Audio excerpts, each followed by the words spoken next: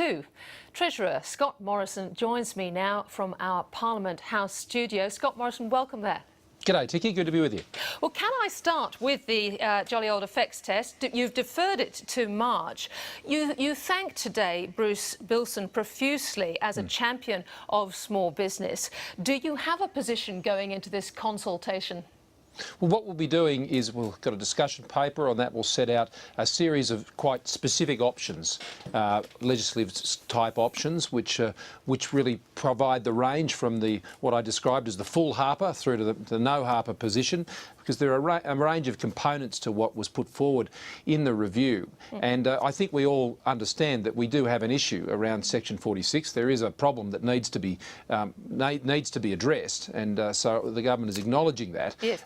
But that we haven't quite yet landed on what the right response to that is. I think will sharpen it far more than we've had before. It is complicated, but the debate's been raging for a while now. I'm wondering if this consultation isn't just an opportunity for more lobbying, and it sounds as though you really are looking for a compromise that will fall short of full harper.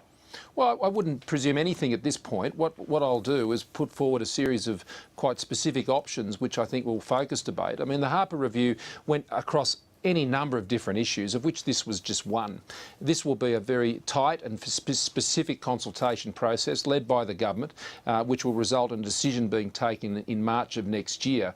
The debate to date, though, I've got to say, Tiki, has been very binary. It's been in this rather cliched small versus big business debate, and I don't think that's what it's actually about. What it's about is competition, and competition is actually about consumers and how many choices they have, and a competitive process which puts them at the top of the hill. All right. You made a point of linking competition payments to the states, to tax reform, which I thought was pretty interesting. How might that work? I've been saying it for some time. I'm already engaged with the states and territories on the changes to the tax system. We have a federation review process going at the same time. And as you know, I'm not keen to raise taxes to give anyone a bucket of money just to spend. And so it's important that if there are any revenue flows here, then it has to be, I think, for serious reforms that are boosting economic growth. I mean, because the reason we're talking about tax or competition or federation reform is for one simple reason, and that's to grow the economy and to grow jobs in the economy. But nevertheless, real tax reform won't be happening in this term of Parliament, and I'm wondering about the timing of all this, because you're wanting some productivity dividend to arrive soon. Isn't this going to delay any form of productivity dividend? No, I think the two timetables will synchronise well. There's some elements that can be moved on quite early that are in the Harper Review, and I would encourage some states to get on with elements of this before we have institutional mechanisms in place. I think one of the things that we learnt from the Hilmer process was that payments were made on promises and not on delivery. Now, we've already got some states and territories, and I'd nominate my own home state, New South Wales, where they actually have done quite a bit of reform, and I think we have to have a process that also recognises gains that have already been made. Yes, the pressure is on for growth. I see Treasury today has cut the potential GDP growth by 0.25% to 2.75%.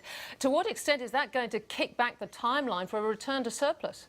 Well, they haven't done that. What they've done is they've talked about how their methodology and their process for finalising things for this year's MyEFO is progressing. And what I'm keen to see in MyEFO is, I think, a very realistic outlook in terms of what the growth outlook is. And the growth outlook is an increase in growth. That's the bottom line. Growth will be increasing, and that's what we're working to achieve. But I think we have to have a very realistic outlook as to what level it will hit. So Otherwise, I think people will question, I think, ultimately the fiscal position of the government. And so I think we have to put it out on the table, make it very clear, and people can make their own judgments. We will keep moving towards a surplus, and that will take as long as is necessary and as long as it takes. But we'll do that by controlling expenditure and growing the economy, not by raising taxes or fiddling figures like the Labor Party used to do when they were in government to produce surpluses that never turned up.